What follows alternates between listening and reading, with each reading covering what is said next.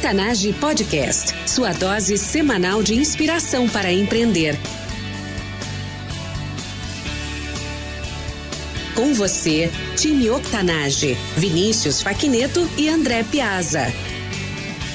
Bem-vindo e bem-vinda ao Octanage Podcast. Eu sou André Piazza, host deste podcast junto com o Vinícius Faquineto. Todas as semanas entrevistamos empreendedores incríveis, gente de fibra como eu e você, com histórias reais de colocar ideias em prática. Nosso objetivo é formar um grande time. Contando histórias de transpiração, queremos inspirar e motivar você a empreender mais e melhor através de ensinamentos simples e dicas práticas sobre empreendedorismo. Nossa convidada especial de hoje é uma entusiasta de tecnologia e apaixonada por criar um impacto positivo no mundo. Fundadora de diversas startups e empresas, incluindo a Citsi, que é participante da Startup Chile, e do Yubi, que desenvolve a gamificação de rotinas para crianças em tratamento de doenças crônicas. Graduada em administração, MBA em gestão estratégica de negócios. Bruna Paese, seja muito bem-vinda. Obrigada. Olá a todos. Um prazer estar aqui. Bruna, muito legal te ter aqui com a gente hoje. Te conheci através dos teus posts no Medium. Para os nossos ouvintes que ainda não te conhecem, fala um pouco mais sobre a tua vida pessoal e complementa com algo que eu não tenha mencionado durante a tua apresentação. Uau, veja bem, eu já fiz um pouco de tudo nessa vida e quando eu falo isso parece que é história, mas é verdade. E na verdade, assim, eu comecei a escrever no Medium faz uns 4 anos, quando eu voltei a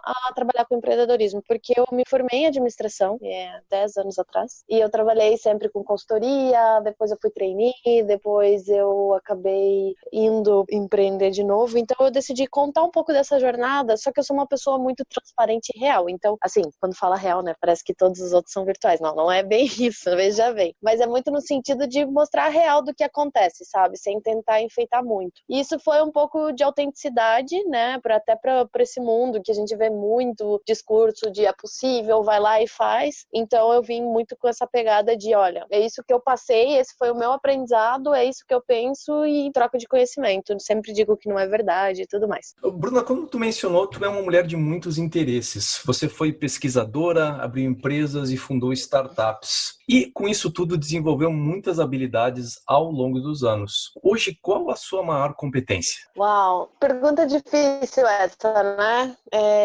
Eu sempre fui muito forte em comunicação, isso sempre foi um skill que me acompanhou durante toda a vida. Inclusive eu estava gravando agora um Instagram Stories falando sobre isso. Eu adquiri uma capacidade de execução fora do comum. E no começo as pessoas me chamavam muito de fumaça, de smoke, porque eu falava muito, eu tinha muita ideia, a gente tem que fazer isso, legal, Bruna.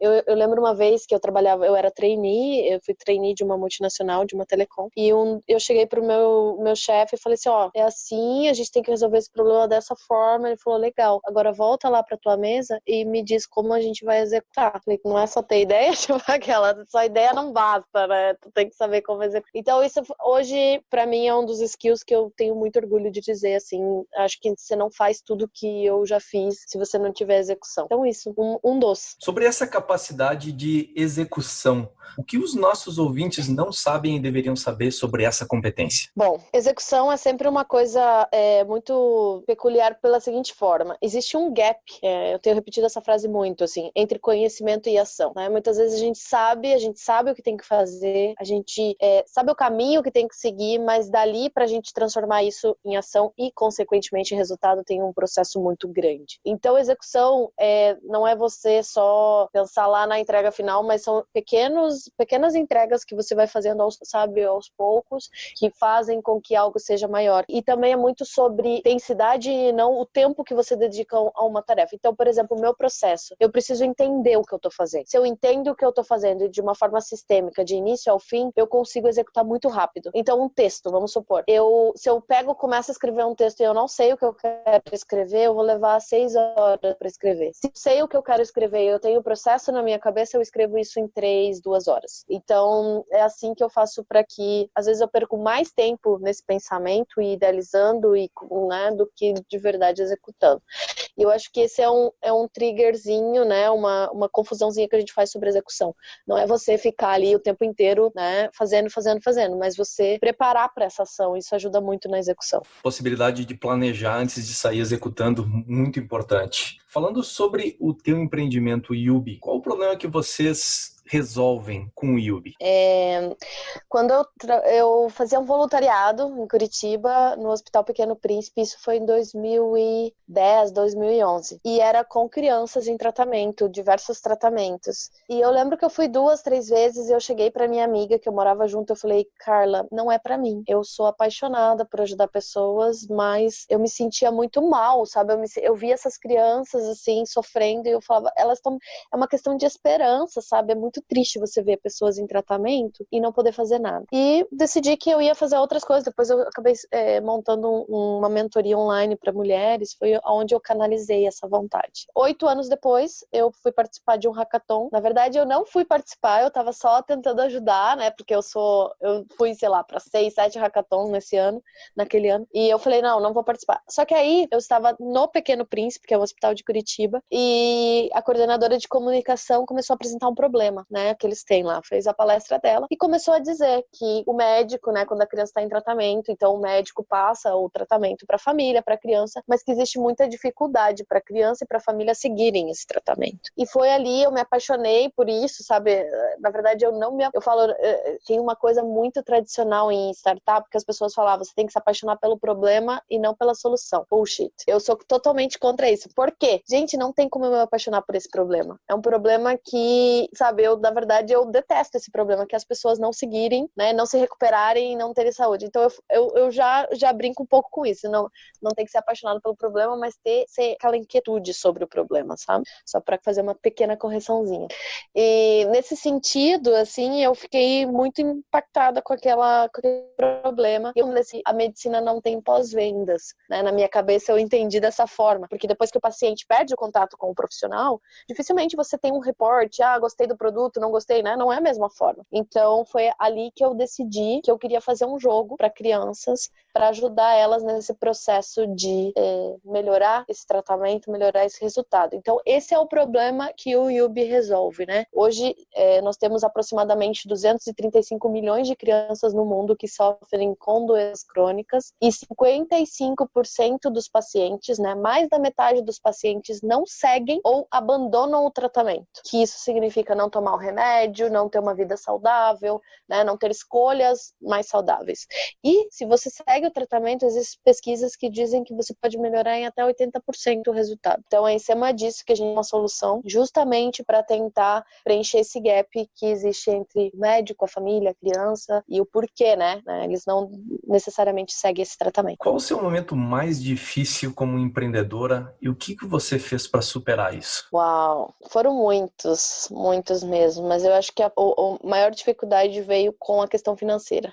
Mas isso foi um grande aprendizado, assim, de vida, porque quando eu decidi empreender, em 2013, eu tinha passado por um processo de trainee, aí eu recebi uma promoção gigantesca, assim, na empresa que eu trabalhava, fui super promovida e tal, ganhei honra ao mérito, e eu falei, sabe do quê? Eu quero trabalhar numa empresa mais sustentável. E aí eu procurei uma das empresas que era o meu sonho trabalhar, fui por um processo de trainee, acabei não passando, entrei na empresa da mesma forma, eles me convidaram e foi um pesadelo. Era a empresa dos meus sonhos e uma das, e foi horrível, assim, foi um choque cultural muito grande. E aí eu decidi que eu falei assim, eu quero fazer, então já que eu não posso mudar o mundo por uma empresa, eu vou tentar de outras formas. E aí eu tentei, comecei a consultoria, foi ali que eu acabei criando uma marca de roupas com a minha irmã. Depois disso, eu fiz muitas outras consultorias e cheguei nos hackathons da vida, né? Que foi onde eu falei assim, é isso que eu gosto de fazer. Eu gosto de tecnologia, eu vim de tecnologia, é isso que eu amo, eu quero usar isso para criar soluções que realmente vão gerar impacto. E nesse processo todo, né, de ser consultora, de criar soluções, o dinheiro vai acabando, né? Então, eu sempre falo assim, a gente sabe, né? Aquela coisa do conhecimento e da prática.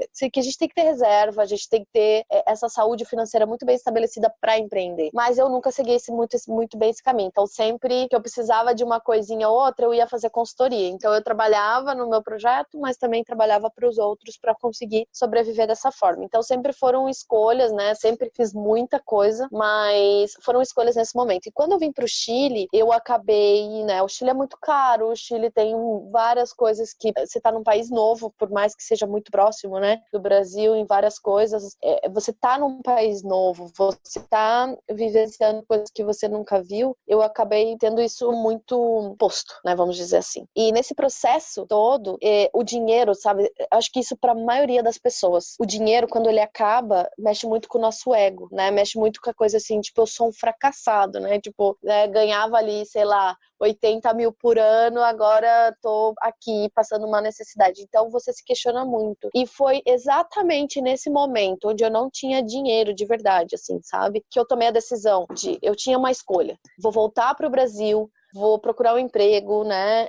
Eu recebi, quando eu mencionei voltar para o Brasil, eu recebi proposta no mesmo dia para voltar com um salário super bom, ou eu ia tocar o Yubi ou a City, né? Eu tinha que tomar essa decisão. E aí foi no meu momento mais difícil financeiramente que eu decidi que seria um projeto, assim, eu falo que eu dei a win, sabe? No jogo de pôquer, quando você dá a win, eu dei a win. Eu falei, é isso tudo que eu tenho, e eu até brinco, assim, é muito fácil você dizer, eu perdi tudo que eu tenho, quando você não tem nada, né? Tipo, perdeu o quê, na verdade, né? Mas foi exatamente nesse momento que eu falei assim, é isso tudo que eu tenho meu conhecimento, eu tenho minha energia, eu tenho disposição, e naquele momento que eu decidi, assim, as coisas pioraram, tipo, para dar mais drama, assim, a situação, elas foram ainda piores, assim, e eu cheguei num limite que eu jamais tinha chegado na minha vida.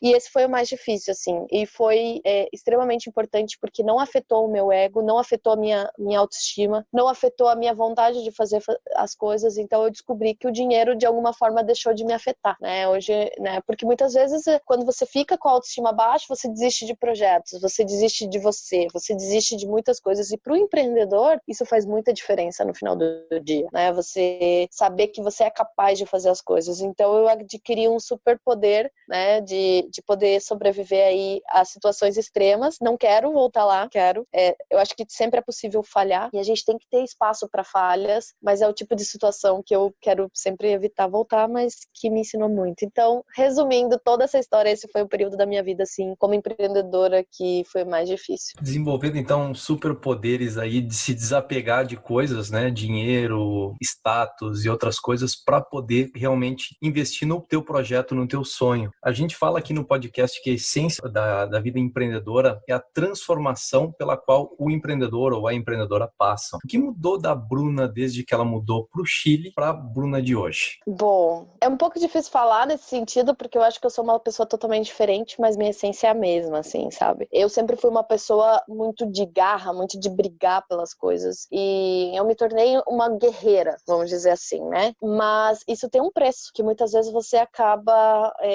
brigando por coisas que não vale a pena, ou se expondo de uma forma que não é legal. E isso eu trouxe pra cá. Eu cheguei aqui, já logo nos primeiros momentos do programa, a gente teve um caso de que o Startup Chile acabou expulsando uma menina. Eu fui lá brigar por ela, sabe? Umas coisas assim. Então, o que eu aprendi, né? E o que me fez mudar muito é saber usar essa energia para coisas boas, né? Saber, foi o conselho, inclusive, da diretora do Startup Chile, né? Tipo, pick your battles, né? Escolha bem as suas batalhas, que de alguma forma é o teu tempo, é a tua energia. Então, hoje, eu me vejo como uma pessoa muito mais sábia nesse sentido, né? Das brigas que eu vou comprar. E isso, por que eu menciono isso? Porque isso é uma coisa muito marcante da minha personalidade, que as pessoas conhecem, né? As pessoas me veem como essa pessoa mais polêmica, né? A vida inteira sempre foi assim, colegas de faculdade, do colégio, enfim, toda a minha vida. Então, se alguma dessas pessoas estiverem me ouvindo agora, eles vão entender por que eu mencionando isso, porque eu sempre fui uma pessoa muito aguerrida, sabe? De ir lá, brigar pelos meus direitos, pelos direitos dos outros, fazer as coisas acontecerem. Só que isso é uma coisa que, né, traz muita energia. Então, essa é a principal característica da Bruna de quando chegou aqui, e eu acho que isso muito de maturidade, assim, né, de você poder entender de onde você vai pôr tua energia, como você vai canalizar isso para coisas positivas, e como você vai ter mais paciência para lidar com esse tipo de coisa. Então, de toda mudança que eu passei, eu acho que essa é mais visível, assim, enfim, isso. Canalizando energia para poder justamente transformar aquilo em ação, em mudança na tua própria vida, no teu projeto e na vida das pessoas. Isso é a transformação pela qual tu já passou. Vamos falar agora para a transformação futura. Se você pudesse mandar uma mensagem para a Bruna daqui a 5 anos, o que você escreveria nessa mensagem? Não sei, porque eu acho que daqui 5 anos eu vou estar num mundo totalmente diferente, assim. Isso tem sido uma coisa, eu sei onde eu quero chegar, sabe? Eu sei muito bem onde eu quero chegar. E todo esse processo de como eu estou fazendo para chegar lá, ele vai evoluindo, né? E ele vai, quando eu olho para trás, eu vejo, gente, olha o que eu já fiz, sabe? Olha onde eu cheguei. Nesse sentido, assim, se eu puder mandar uma mensagem para a Bruna, né? Se eu for ouvir essa mensagem em 5 anos, eu acredito que seria muito mais o seguinte sentido. Não importa o tamanho dos teus sonhos, continue fazendo, sabe? Não pare nunca. O que se pode fazer para inspirar mais mulheres a empreender? Bom, uma das minhas coisas, assim, até quando eu fiz o projeto de mulheres, que chamava 300 Mulheres, né? Que era justamente dar mentoria gratuita para mulheres. Mentoria não, mas consultoria mesmo, que eu sou focada em execução. Foi muito, muito disso, assim. Eu acho que nós mulheres, de alguma forma, a gente é educada, a gente foi educada, né? Hoje a gente muda muito isso, para seguir os sonhos, para ir atrás. Só que nesse processo, a gente desconfia muito da nossa capacidade e da nossa força de ir mais além. Toda a minha história profissional, toda a minha história, né, de atleta, de coisas que eu já fiz, eu sempre vi muito isso. Os homens, de uma forma geral, eles arriscam mais. E esse arrisca mais dar cara pra bater, sabe? Tipo, eu não sei uma coisa, mas eu vou aprender, eu vou atrás, eu vou conversar. Então, pra mim, essa é a maior diferença que eu vejo, principalmente em sentidos profissionais, em pessoais, é outra percepção. É disso, né? Da mulher, ela chegar diante de um desafio e ela acabar dizendo, talvez eu não seja tão boa, deixa eu estudar mais, né? Deixa eu entender melhor. E com a minha própria experiência, sabe? Se eu cheguei onde cheguei, as coisas que eu fiz foi justamente confrontando essa questão, né, de não se sentir pronta. Eu nunca estive pronta para fazer o que eu estava fazendo, né? Eu não estou pronta para fazer o que eu estou fazendo, mas eu confio no que eu vou fazer, eu confio em mim, né, para fazer isso. Então, esse é o tipo de coisa que eu sempre, lógico que não com esse discurso, mas com outras coisas do tipo, ei, olha o que você já fez, sabe? Olha onde você chegou. O conhecimento você já tem. O que transforma conhecimento em ação justamente são essas pequenas atitudes, sabe? De você falar assim, tá, peraí, eu talvez não sei como junta essa ponta A, mas essa ponta B, mas olha, fulano fez, tá aqui o paper. Tem formas, né? Você encontra formas de resolver problemas, você encontra forma. Então, se você me pedir assim, Bruna, o que você diria para outras mulheres? Faça, sabe? Vai e faça. É isso que eu diria. Essa é a lógica do show up, que 80% da vida é você aparecer, você dar a cara para bater, você, enfim, desenvolver aquilo que você precisa desenvolver para colocar a ideia em prática, em ação. E é um conselho excelente aí, tem muita gente... Você sabe, desculpa te cortar, você sabe, só para fazer um complemento, essa foi uma coisa, e eu gosto de contar muito essa história, assim, te falei, né, que eu falo que eu sou a Forrest Gump versão feminina, né, ou eu tava lá, ou eu sei quem tava lá. Isso foi um episódio que aconteceu na minha vida, assim, até eu posso falar o nome da empresa, porque é o registro da minha história. Eu trabalhei na GVT, que hoje é Telefônica, e eu descobri uma inconsistência sistêmica. Foi um prêmio que eu recebi, eu ganhei dinheiro, ganhei promoção, foi super... E quando eu saí de lá, foi um episódio que eu fui conversando com o meu chefe, conversei com o par do meu chefe e conversei com o meu diretor, que é uma pessoa que eu admiro muito. E aí ele tinha uma reunião, mas ele pediu pra esperar, e a gente ficou ali, sabe, uns 20, 30 minutos batendo papo. E aí, ele começou assim a história, ele falou, Bruna, eu te admiro muito.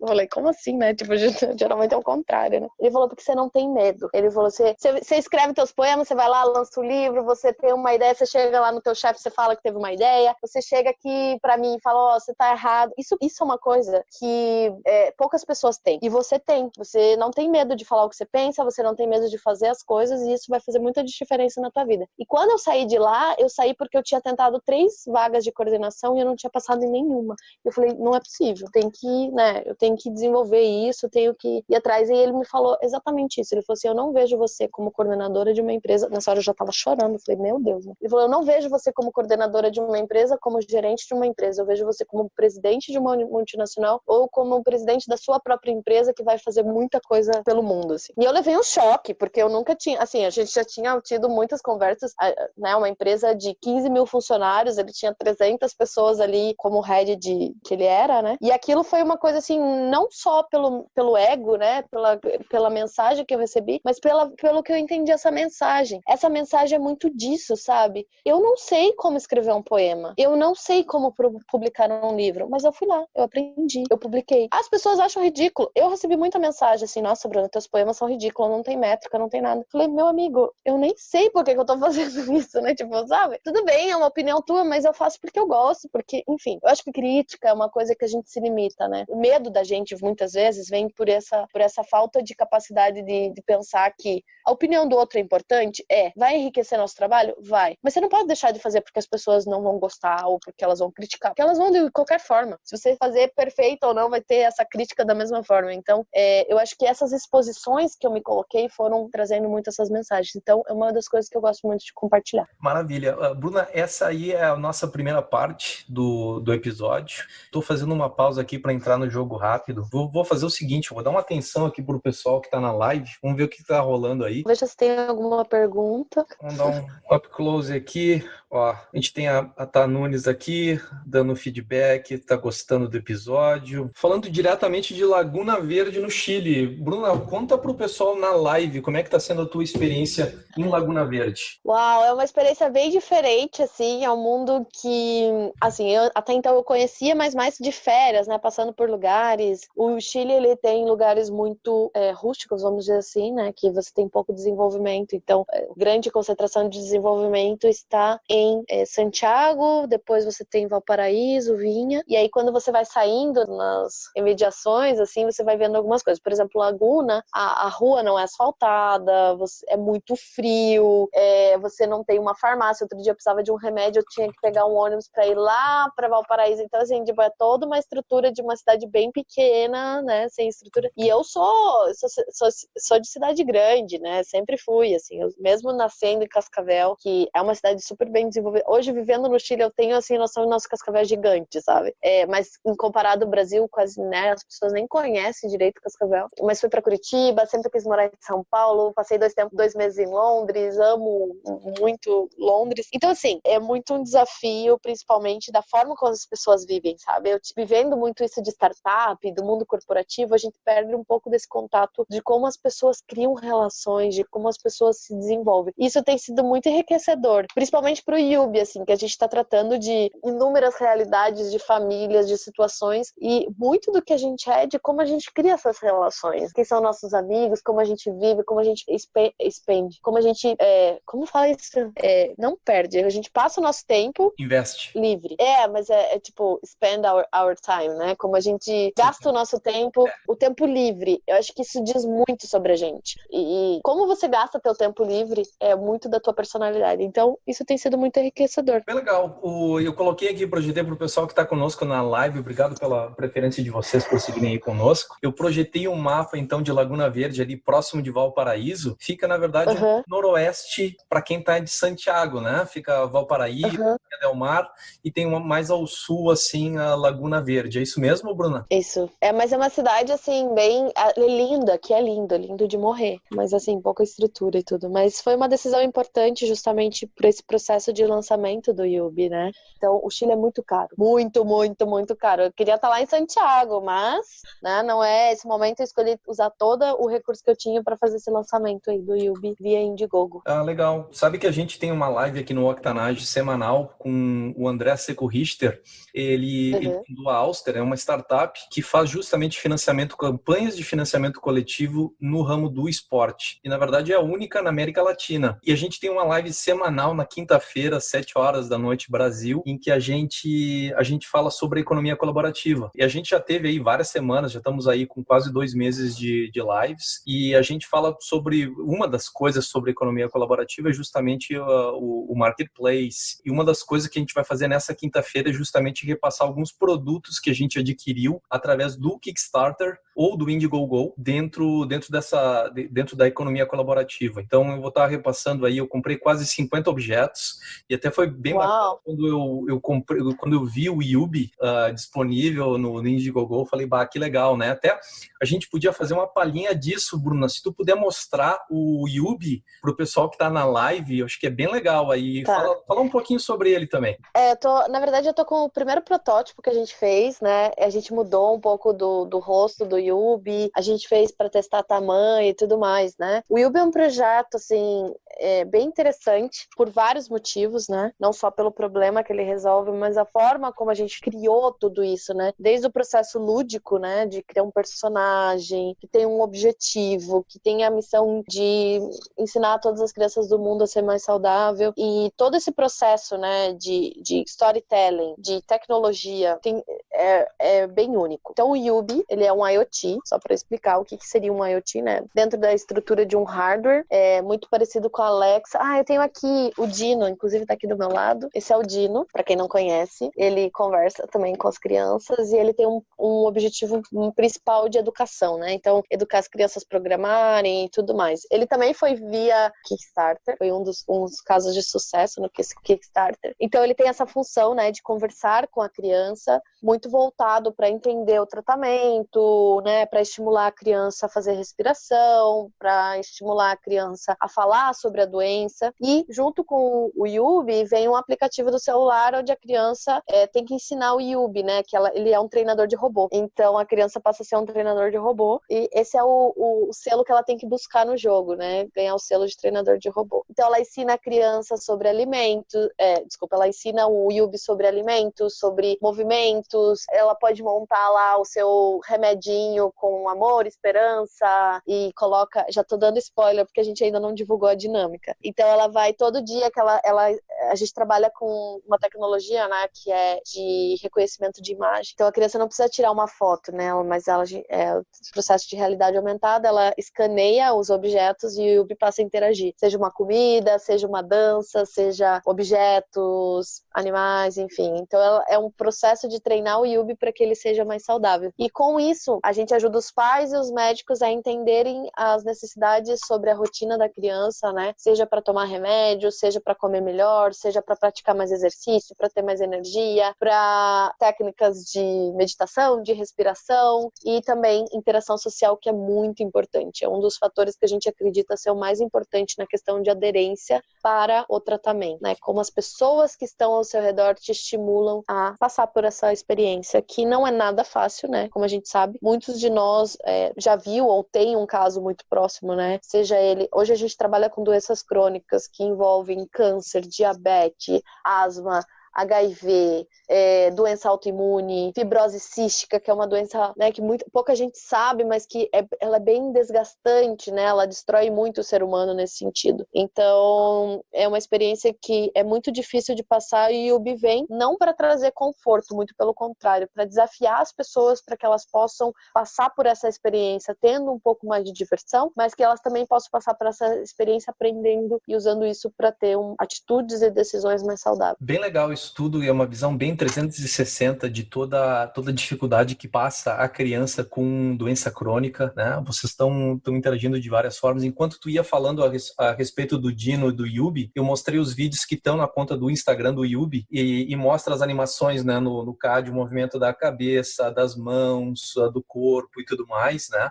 Então as pessoas tiveram quem está acompanhando com a gente teve uma visão bem clara aí do Yubi. Inclusive tem uma pergunta para ti aqui na nossa live. Olha que bacana, ó, na live. Bruna, com toda a sua experiência, você acha que dá para desvincular o emocional do profissional? Uau, que pergunta maravilhosa! Não sei quem fez, mas obrigada por fazer essa pergunta, porque essa é uma das coisas que eu brigo muito. Já faz muito tempo, assim, principalmente por ser... Eu tenho muita energia, né? Acho que talvez vocês não consigam perceber muito bem, mas as pessoas que convivem comigo, às vezes tem que falar, Bruna, desliga um pouco, porque você tá demais. A Bianca, que eu moro hoje junto e que trabalha com o Yubi, né? Ela é socióloga, ela fala, Bruna, you are too much.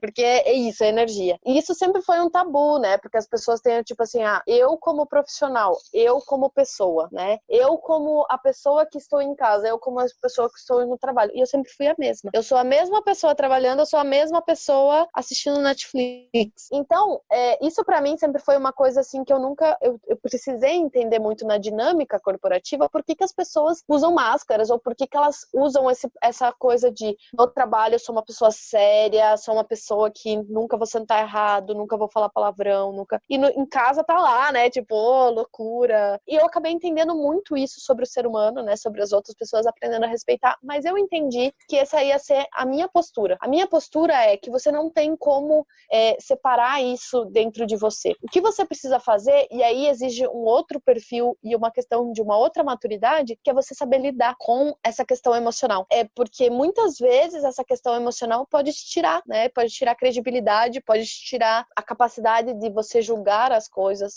né? Muito isso. E só que aconteceu até um episódio muito recente na minha vida, onde eu tinha um relacionamento com uma pessoa que eu trabalhava, né? E um relacionamento forte nos dois sentidos, e a gente acabou rompendo de uma forma muito trágica, e eu tive que lidar com isso. E a pessoa falou assim, você tem que cortar a emoção da tua vida, porque isso te atrapalha. Eu falei, não, eu tenho que aprender a lidar com ela. Porque se eu não sei lidar com essa minha emoção, seja ela profissional, seja ela pessoal, seja ela, né, ou que seja como você queira categorizar, é uma coisa que sempre vai me afetar em vários sentidos. Então, ao invés de omitir uma coisa, ao invés de separar ela, né, pare a Bruna, emoção, eu tenho aprendido a lidar isso e como eu uso isso para trazer benefícios e não me atrapalhar tanto, né? Então, um processo de decisão, você vai dizer, é muito feeling, tem muito racional por trás, mas quando você entende como uma emoção pode te ajudar a tomar uma decisão, você perde um pouco esse conflito de eu tenho que ser uma pessoa diferente do que eu sou, ou o meu emocional vai atrapalhar minha decisão. E eu acho que isso é uma das coisas, assim, que muita gente que me acompanha, porque eu tenho muita gente que me acompanha, sabe? Muito de verdade, assim. E me acompanha há anos, né? Outro dia eu recebi no Twitter uma mensagem da Jana, que trabalhou comigo na Unilever. Eu trabalhei com ela, na verdade. E ela falou, eu te acompanho desde quando você saiu, Vicky Bardot, tudo, agora acompanho do Yubi, e eu te admiro. Então são pessoas que estão há muitos anos comigo. E elas sabem que eu sou assim, eu sou passional, eu sou essa pessoa com energia, eu sou essa pessoa que vai fazer acontecer. Só que,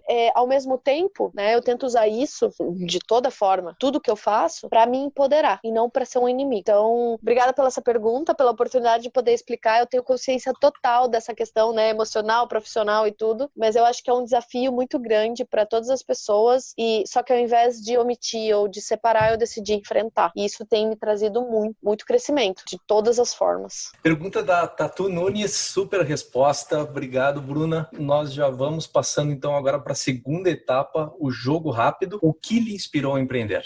Bom, eu sempre fui muito curiosa, sempre, desde criança, assim.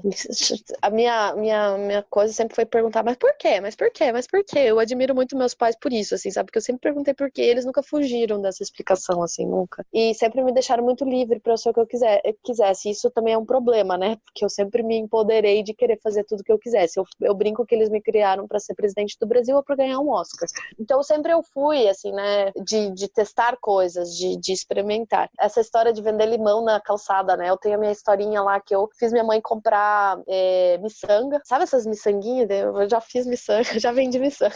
Mas eu era muito novinha, tipo, eu queria fazer miçanga, né, vender para meus amigos, só que daí eu chegava para minhas amigas e eu não conseguia vender, eu dava. Então foi ali. E aí você vai falar assim, nossa, Bruna, você fez isso, sei lá, com 8 anos, tu não é uma empreendedora. Só que isso é uma coisa que me acompanha até muito pouco tempo.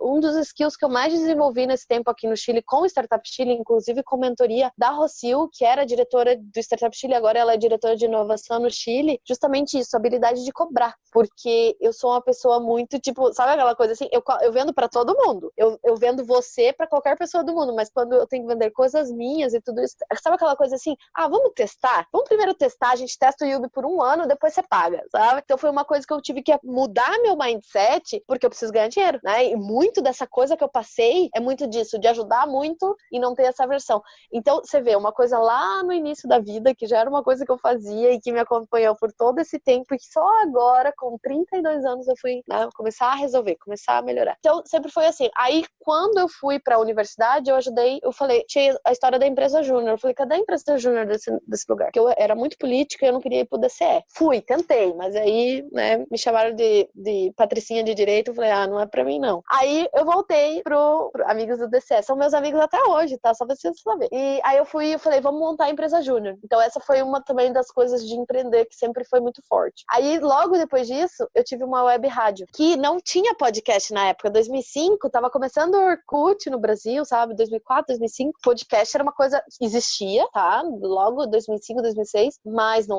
imagina, tinha 1, 2, 3, 50 podcasters no Brasil. E a gente tinha web rádio, com programas ao vivo e tudo. Então, assim, foi uma experiência, eu fiquei 8 meses lá. E aí eu saí porque eu terminei meu namoro com o meu sócio. Foi a primeira vez que eu namorei um sócio. E eu falei, bom, agora eu tenho que escolher melhor meus sócios. E é uma coisa que eu ainda tô aprendendo. Mesmo isso aconteceu, sei lá, 15 anos atrás. É uma das coisas que eu ainda tenho que aprender muito, porque eu sou uma pessoa que eu acredito em todo mundo. É muito sério isso, eu acredito em todo mundo. Eu acho que pessoas têm coisas ruins que acontecem, elas têm dificuldade para tomar decisão, mas de uma certa forma, de uma forma geral, elas têm capacidade de entregar e tudo mais. Essa foi a segunda de empreendedorismo, daí depois eu entrei num perfil de corporativo, né, fui trainee, passei por várias áreas, daí eu virei intraempreendedora, que é uma coisa que também em 2011 não existia, né, quando eu descobri aquela inconsistência sistêmica de milhões e tal, eles acabaram me colocando para resolver problemas nas áreas, então eu viajava o Brasil para achar problema e resolver. Inclusive me mandaram para a área de engenharia para resolver um problema lá que tinha de entrega e tudo mais. Então eu fui intraempreendedora e aí depois eu saí da área corporativa e falei, não, esse é meu caminho mesmo, mas mais do que ser empreendedora, sabe? Eu acho que como empreendedora eu tenho muito ainda para aprender e muito ainda para me provar, né? Por mais que eu estudei administração, eu fiz MBA, eu estudo muito, eu sou apaixonada por modelo de negócio, de como criar novos modelos de negócio, né? Novas formas de se vender as coisas, novas formas de chegar até o cliente. Eu acredito que eu tenho muito ainda para aprender, principalmente sobre esse novo universo de que a gente está entrando, né? De robótica, de falta de emprego, de como criar valor com tecnologia, de como resolver problemas que muitas vezes você cria valor, mas as pessoas não vê monetização nisso. Enfim, né? Já tô me alongando muito na filosofia do empreendedorismo aqui, mas aí foi onde eu me descobri que eu sou uma pessoa de uma capacidade de transformação muito grande, isso não só com projetos, mas também com pessoas. Eu sempre passei na vida das pessoas para deixar uma mensagem, para transformar alguma coisa, para fazer elas se questionarem, né? Isso gera muito problema também, porque, né, não é todo mundo que gosta de ter esse questionamento na vida, mas esse sempre foi meu perfil, e aí foi onde eu me encaixei, assim. Eu tive um pouco dessa experiência como consultora, mas ainda não era aquilo. Eu me sentia muito bem fazendo isso, mas eu me encontrei mesmo criando projetos, transformando isso real, tentando vender, tentando entender como você cria valor para as pessoas, conversando com todos os players, conversando com os usuários. Enfim, eu acho que é uma dinâmica, e isso eu falo que é um momento de se viver muito interessante, porque você tem essa possibilidade, né? Eu com o Yubi, com a CITES, assim, eu conversei com o governo, eu conversei com pessoas, empresários, com diretores de grandes empresas. Então são oportunidades que muito tempo atrás, para você ter isso, você tinha que ter um selo atrás, uma empresa te referenciando, né? Você tinha que ter lá, você trabalha no lugar tal, você é a Bruna Paese da empresa tal. Hoje você pode fazer isso com o teu próprio projeto. Sério, o Yubi, com pouco tempo, eu estava conversando com inovação de maiores laboratórios do mundo, né? Com maiores seguradoras do mundo. Coisas que as pessoas estão se abrindo para isso. Então, resumindo, tudo que eu estou falando, eu me encontrei por conta de tudo isso, dessa capacidade que você tem de pegar as ferramentas que você tem hoje no mundo e transformar em alguma coisa positiva ou que possa, né, mudar. Porque esse discurso, até quando você me apresentou, desculpa me alongar nesse sentido, de mudar o mundo, né? Parece uma coisa muito poliana, né? Muito como chama? De Miss, né? Aquele discurso de Miss, vamos mudar o mundo e tudo, né? O que tem por trás disso? Será que isso realmente existe? Mas eu acredito, de verdade, isso faz parte do meu propósito de vida, né? Se você tem uma energia, você tem um tempo, eu quero usar isso para deixar um legado e para fazer as coisas realmente melhorarem para os outros. E é um desafio muito grande quando você tem esse propósito, sabe? Porque, por exemplo, com o Yubi, a gente tem que pensar, por exemplo, como vai ser o material, se esse material não vai causar um problema para a criança, o LED não pode estar muito alto, porque o LED pode refletir no olho da criança e cegar. Não sei, pode explodir um ao IoT, toda a tecnologia que a gente está usando, porque o Yubi, ele é uma inteligência artificial, então como a gente faz para o Yubi não aprender palavrão, como que o Yubi não aprender maus hábitos, não se tornar um robô agressivo. Então, assim, são desafios quando você tem um propósito de mudar o mundo, porque às vezes você pode ter a melhor intenção do mundo. Se você tem uma coisinha ali, um processo que deu errado, né, tudo que você fez foi em vão. Então, até eu brinco assim, o que me faz não dormir não é se a gente vai vender o Yubi, se o Yubi vai realmente transformar as vidas das pessoas, mas são alguns aspectos. Como eu posso garantir que essas crianças realmente vão estar melhorando e não, de repente, até piorando? Como a gente faz para garantir que isso realmente não vai ter um efeito colateral? Porque isso é uma das coisas, né? É parte da minha pesquisa que eu tenho artigos publicados sobre sustentabilidade em tecnologia. A parte cultural, né? De como você afeta a vida dessas pessoas, muitas vezes as pessoas nem levam em consideração. Por exemplo, Zuckerberg, muito provavelmente, ele nunca pensou que o Facebook ia mudar a forma como o ser humano se comunica. E é uma transformação que é para sempre. Não importa o que vai acontecer daqui 10 anos, 20 anos, isso é uma transformação para sempre. Então, por exemplo, o Pokémon GO, né? Então são responsabilidades como desenvolvedores e desenvolvedores de tecnologia, que quando a gente fala assim, vamos mudar o mundo, não é só você fazer uma solução para ajudar crianças a aderirem a um tratamento, é você ter toda uma consciência de que isso pode ajudar ela a ser uma criança mais saudável, mas pode também ajudar ela a ser uma criança mal criada, pode também ajudar ela a ser uma criança que não vai produzir porque tem alguém, né, te ajudando. Então, todos esses pequenos detalhes são muito importantes. Nossa, eu evangelizei muito agora. Maravilha, super interessante, tem tanta coisa para a gente comentar a respeito disso aí, Bruna, mas bem-vinda ao mundo do IoT, que envolve não só o hardware, que tem todos aqueles desafios que tu falou, da segurança, da parte regulatória, o software, que naturalmente tem a questão da experiência do cliente, mas justamente tem essa questão da interação e o aprendizado. É uma interface completamente nova para nós, como desenvolvedores. Então, super interessante essas histórias todas aí, consigo colocar em perspectiva aí do meu ponto de vista, não só como usuário, mas também como engenheiro e como marqueteiro dessas coisas todas aí no passado. Super legal, a gente pode voltar nesse ponto mais tarde, mas dando continuidade ao jogo rápido. Qual o hábito pessoal e diário que mais contribui para o teu sucesso? Olha, isso é uma coisa que muda muito, tá? E muda muito conforme eu vou me adaptando à vida. Mas hoje, tá? Vou falar do que me ajuda hoje. Todo esse problema que eu passei, né? Esse problema financeiro, estresse emocional, pessoal, outro país, tudo. O que me ajudou, e eu digo até que me salvou, foi a meditação. E a meditação é uma coisa também, que, ó, por que eu sou Forrest Gump? Porque sempre tem uma história. Eu fui pra Índia fazer um workshop de meditação e eu não consegui meditar lá, sabe? Tipo, eu fiz um curso lá, tipo, uma aula de yoga com meditação. Não conseguia, entendeu? E isso é uma coisa que era uma frustração. Por que esse negócio de meditar? Porque eu começava a meditar, então tá, fecha o olho, vai lá, de repente já começava a pensar em uma coisa, tem que fazer isso, tem que fazer. Isso é esse momento, assim. E isso é uma coisa que eu falei, não, vamos ensinar as crianças a respirar e tudo. Esse processo de você sentar, de você respirar, de você aliviar a tensão, é uma coisa que eu acho que se todas as pessoas fizessem, a gente ia ser menos ansioso, a gente ia ser muito mais focado, muito mais centrado e entender as coisas que aquele momento você precisa parar e você precisa desacelerar. Principalmente por essas coisas que a gente faz muito, né? Tipo, eu trabalho, sei lá, 10, 12 horas por dia, então isso tem sido um hábito que tem me ajudado muito. Fantástica dica para todo mundo. Meditação. Dica de uma ferramenta ou recurso online para empreendedores e por quê? Google. Por quê? Gente, tem outra história muito boa. Meu chefe chegou pra mim e falou assim, vamos fazer churrasco. Eu falei, posso fazer? Ele falou, tu sabe? Eu falei, claro, né? Sou do Cascavel, todo gaúcho sabe fazer churrasco. Ele é gaúcho, daí a gente ficava de picuinha. Daí ele falou assim, tá, mas tu sabe como acender sem álcool? Não sei, fui lá no Google. Como acender churrasco sem álcool? Aprendi, você enrola o jornal na garrafa, tira a garrafa. Então, assim, tudo. Tu vai no Google, tudo que você quer. Tu vai lá, vai estar lá, entende? Então, hoje, conhecimento, gente, tá muito disponível. Seja em YouTube, seja... Eu leio papers, assim, do mundo inteiro, sabe? Então,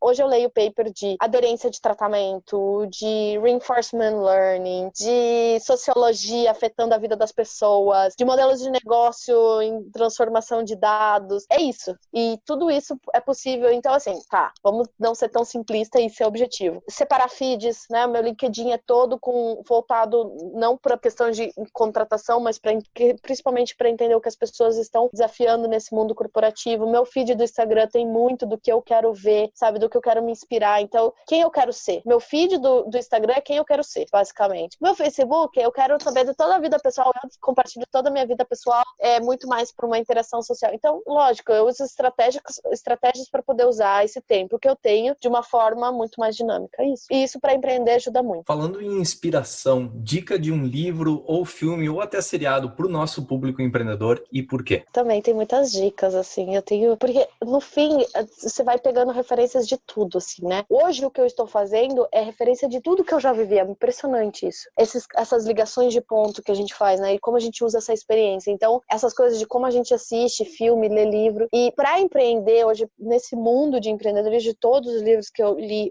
os Zero... Como que é em português? Zero, do Peter Thiel. Acho que é fantástico, é fantástico. Talvez não tudo vai se basear nisso, mas para entender o momento que a gente está vivendo, acho que é um livro sensacional. Para Citi, um livro que mudou muito foi o Super Forecasting, que fala muito de análise preditiva, né? De como o ser humano ele acaba fazendo previsões do futuro e como a tecnologia está usando isso. Então, tipo, para quem trabalha com esse tipo de tecnologia, é um livro fantástico. Séries, livros... Bom, é muito engraçado isso, o Black Mirror, né? Que as pessoas assistem o Black Mirror e falam, gente, eu tô criando vários Black Mirrors, porque a Citi era Black Mirror, a Citi é para criar cidades a partir de realidades, né? Então a gente chama do processo duplicado, né? E eu falo assim, é muito interessante assistir justamente pra gente não acabar caindo nessas linhas que o próprio Black Mirror faz. Mas enfim, não era esse que eu queria responder, mas o Black Mirror tem me ajudado nesse sentido. Todos os filmes de tecnologia pra mim foram muito inspiradores, né? Eu sempre questiono, será que a gente cria a ficção baseado no que a gente almeja, mas ao mesmo tempo a gente tendenciona o mundo aí por isso, né?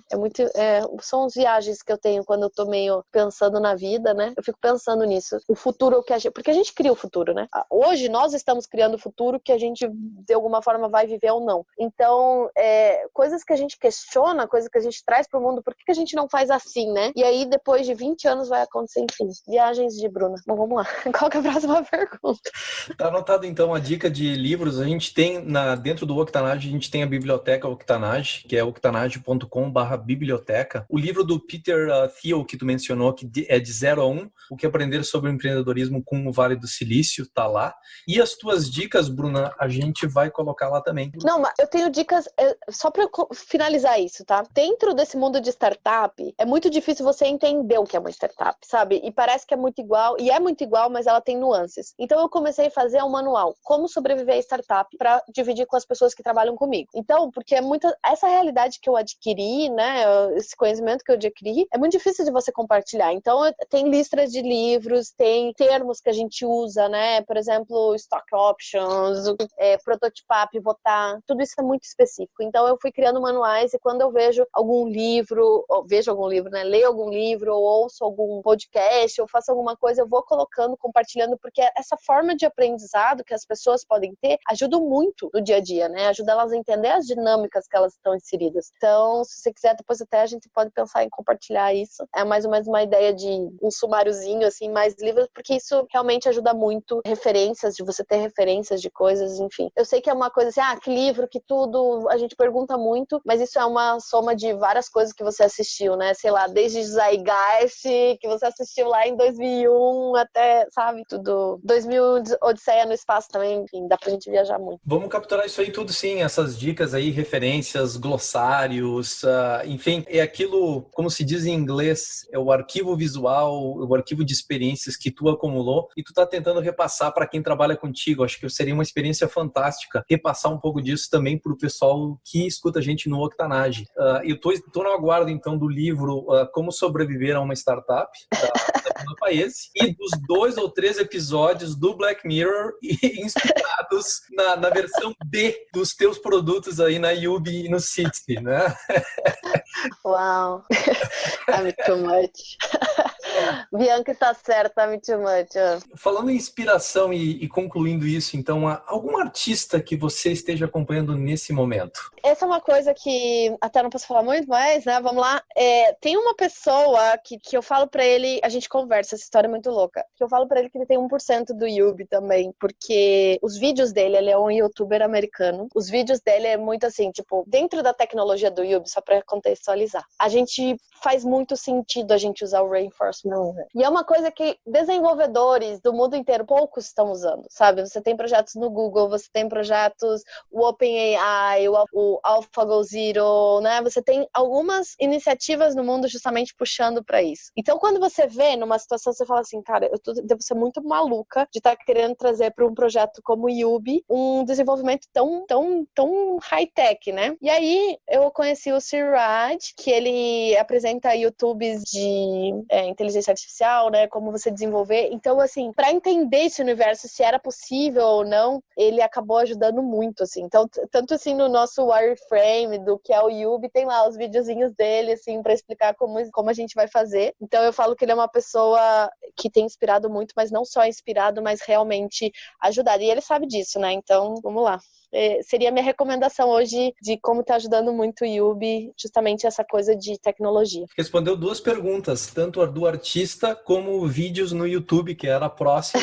Então, já estando então justamente indo para o final, 2018, Bruna, pelo que você é mais entusiasmada, o que te motiva a continuar essa vida de fundadora de startups? Bom, eu não acredito muito em motivação. Eu acredito muito mais em disciplina e ações, sabe? Eu acho que quando a gente depende de motivação, e eu ouvi isso uma vez da Ana Carolina, cantora, ela falou assim, eu não posso me permitir estar inspirada, eu tenho que fazer música, então lá que eu não quero fazer música, mas é a minha função, é a minha obrigação, então é isso que eu tenho que fazer. E isso é muito do que eu acredito, inclusive tem um texto sobre isso, né? Um foco na disciplina, menos foco na motivação. Então, ao invés de fazer assim, aquilo que me faz fazer as coisas, ou aquilo que me faz acordar, aquilo que me faz acreditar, é o contrário, sabe? É como o que eu faço vai gerar essa motivação e vai gerar essa inspiração. Então, hoje, em 2018, o que eu tenho feito é acordar todos os dias e focar no que eu tenho que fazer, sabe?